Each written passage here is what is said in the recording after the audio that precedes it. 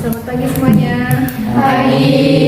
Sebelumnya perkenalkan, nama saya Swistri Manika Baruknya Nawang, biasa dipanggil Swistri. Sebelum memulai kegiatan pada hari ini, alangkah baiknya kita awali dengan berdoa ya. Berdoa sesuai dengan keyakinan masing-masing. Berdoa.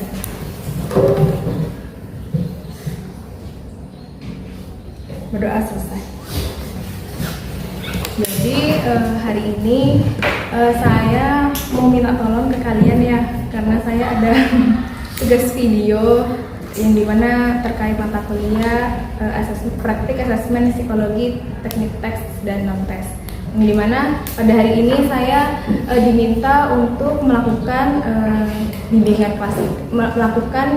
layanan bimbingan klasikal, kemudian ada bimbingan kelompok dan konseling individu di sekolah ini. Jadi mohon bantuannya ya. Baik,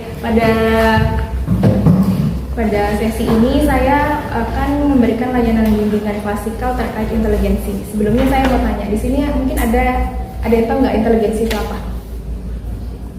Ada yang tahu? Ada yang mau jawab?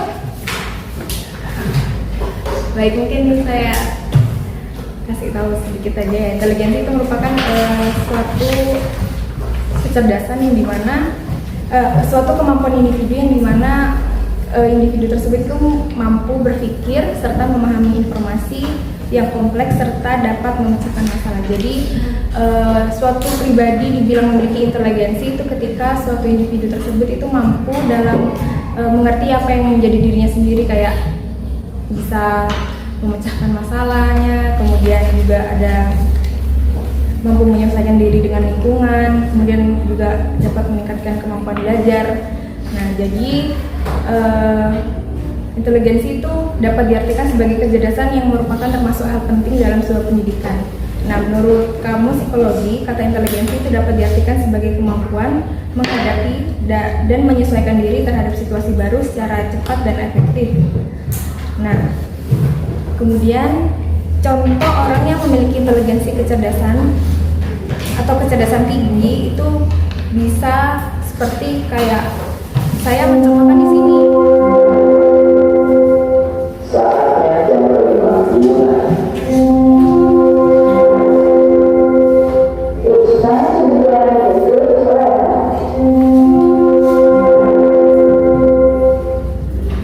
Baik, saya lanjutkan.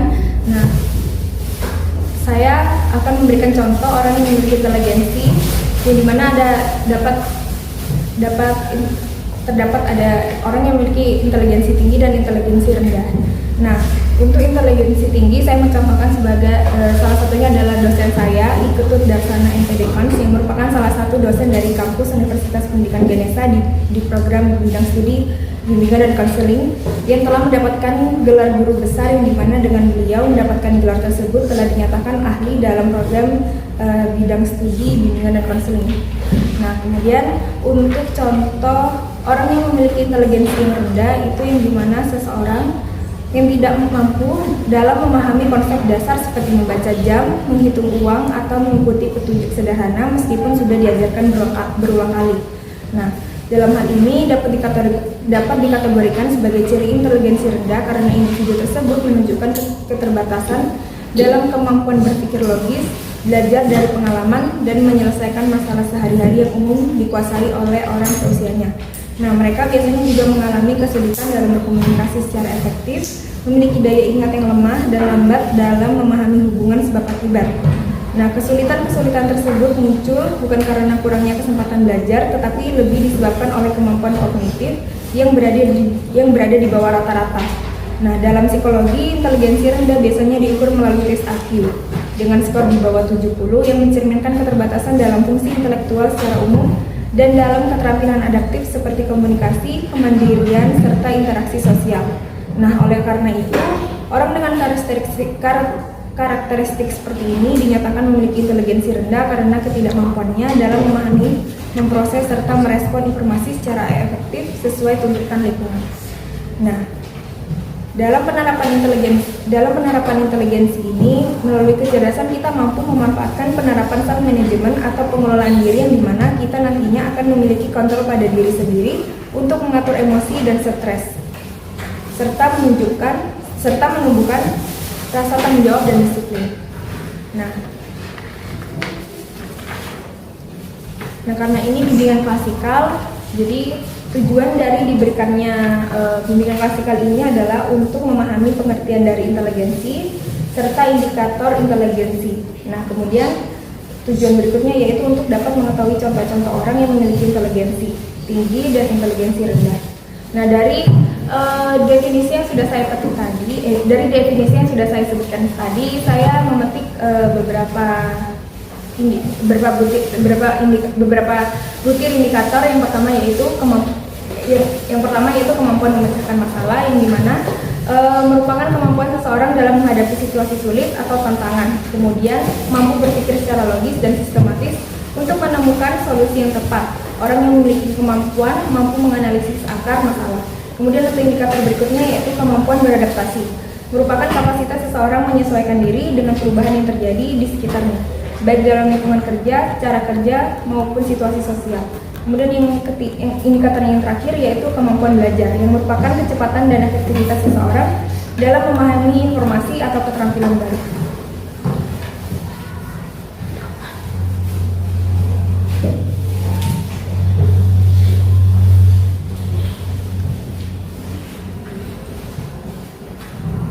Nah, dari materi yang sudah saya paparkan, mungkin ada yang ingin bertanya?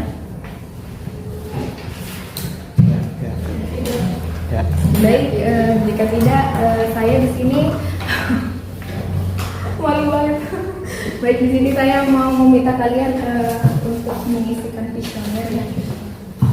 Bawa bolpen semua kan ya? Semuanya.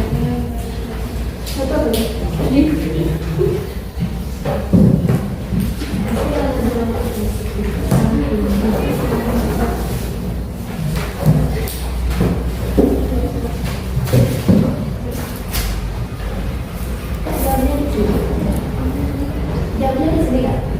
Iya.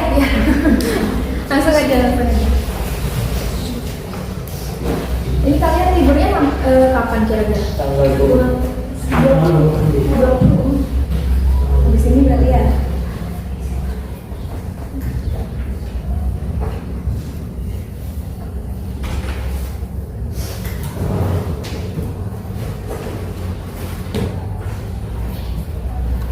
Saya beri waktu 5 menit ya dalam pengajian.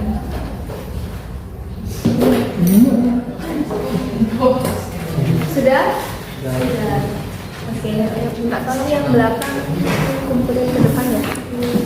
26.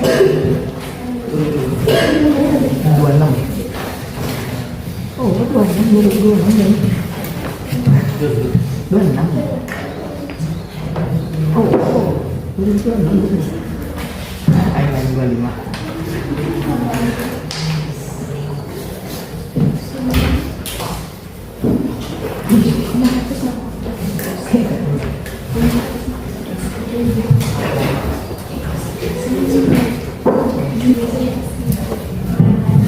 Baik, makasih ya. Jadi sekian bimbingan klasikal yang mungkin saya bisa saya sampaikan. Saya tutup dengan bahasa nanti.